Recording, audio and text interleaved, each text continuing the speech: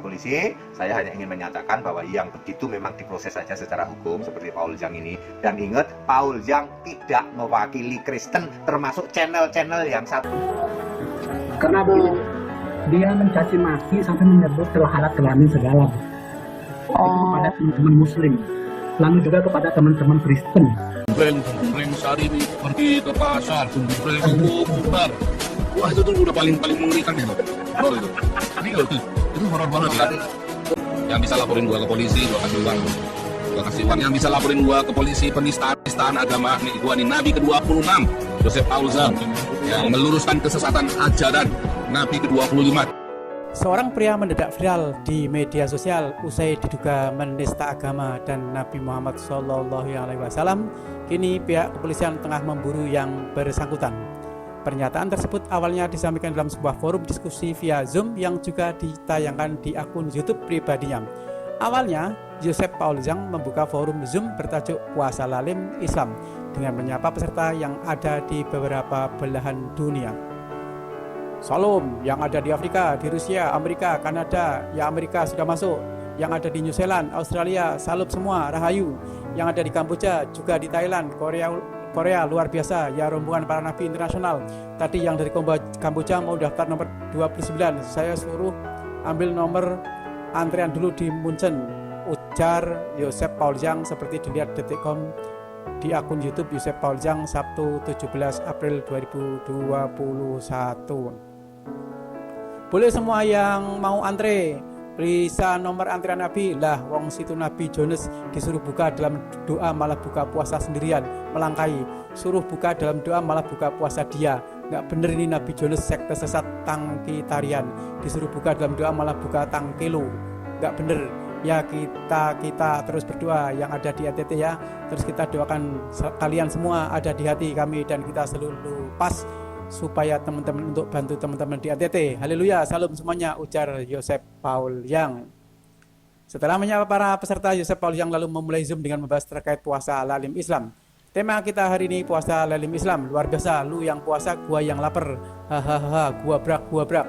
Password seperti biasa ya, buka jus gubrak, olala bebe. Serius hari ini ya, lu yang puasa, gua yang lapar. Enggak bener lu, katanya. Tak hanya itu, Joseph Paul Zhang lalu menyinggung soal ibadah puasa teman-teman muslimnya yang ada di Eropa. Menurutnya teman-temannya itu melaksanakan ibadah puasa hanya di tahun pertama saja karena takut akan Allah. Ini saya kirimi sama teman-teman dari yang saya bagian alim-alimnya. Jadi kalau kita lihat sekarang di Indo kan pada lagi puasa ya. Kalau di Eropa juga lagi bukan lagi pada puasa, lagi duniawi nggak puasa.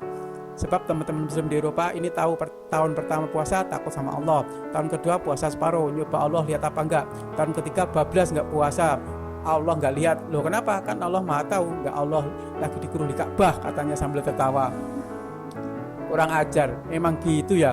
Tahun pertama mereka masih puasa full, tahun kedua mereka separuh, tahun ketiga rata-rata udah pada enggak puasa lagi.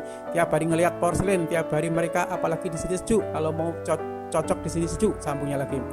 Pernyataan di atas dikomentari beberapa peserta terkait puasa, hingga kemudian Joseph Paul Zhang mengaku merasa tidak nyaman dengan adanya bulan puasa dan menyebut suasana menjelang Idul Fitri sebagai sesuatu yang mengerikan.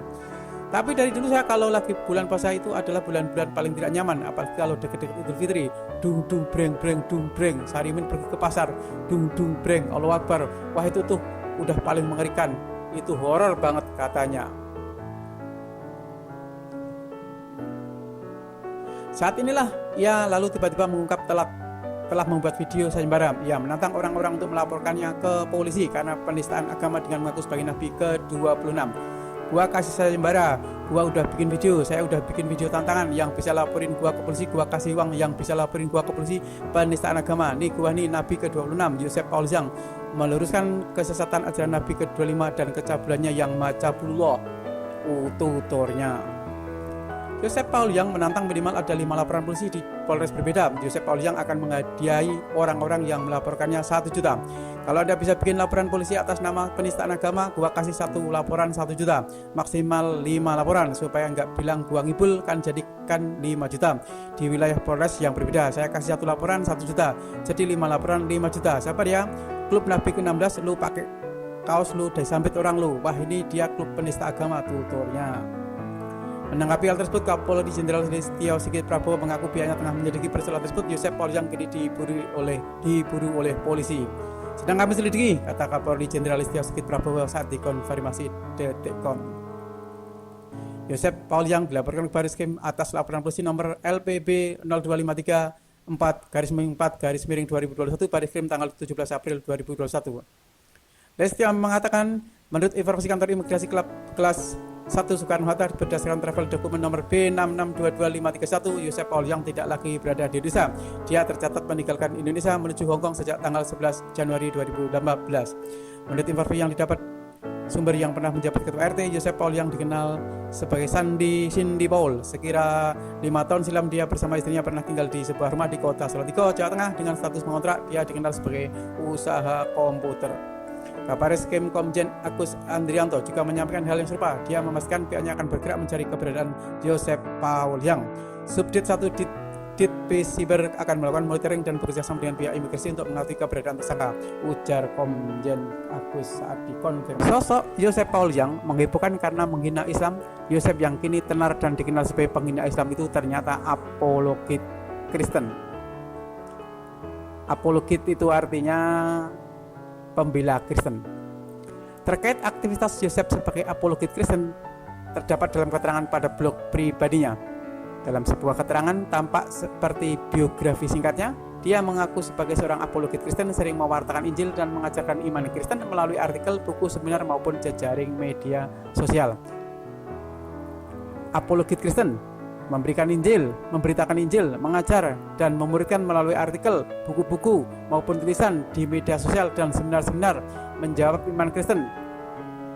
Saat ini telah membaptis ratusan orang ex-muslim yang telah disadarkan melalui pemberitaan Injil yang dilakukan baik lisan maupun tulisan di Indonesia dan di benua Eropa. Itu menurut Yosep Paul yang dalam profil blognya.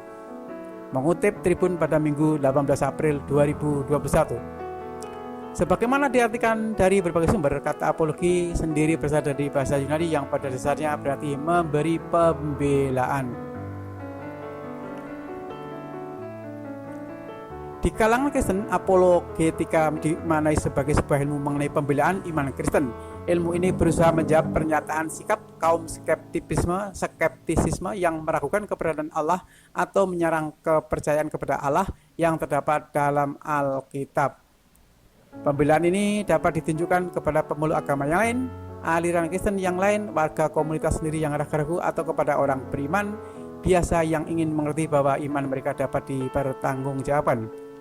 Yosep Paul yang sejak 28 September 2009 pada deskripsi YouTube-nya, Yosep Paul yang menulis sebagai founder of the FEM Foundation Indonesia and Hagios Apologetic Center Zero. Saat ini Yosep dikabarkan berdomisili di Bremen.